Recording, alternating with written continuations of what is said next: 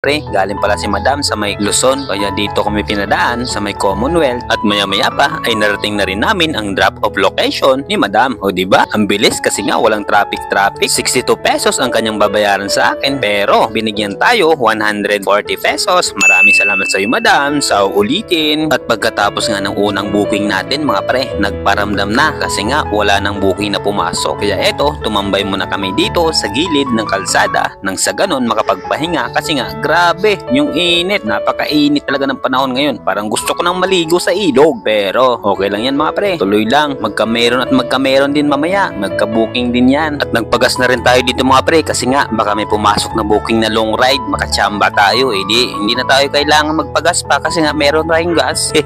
O diba? Mindset ba? Mindset. O ito na mga pre. Pagkatapos ko nga magpagas mga pre ay gumapang na rin ako. Nang sa ganun baka sakali may papasok na booking doon banda sa may Kulyat. O diba? Puro gapang lang tayo ngayon kasi nga nagparamdam na talaga yung tumal ngayong araw.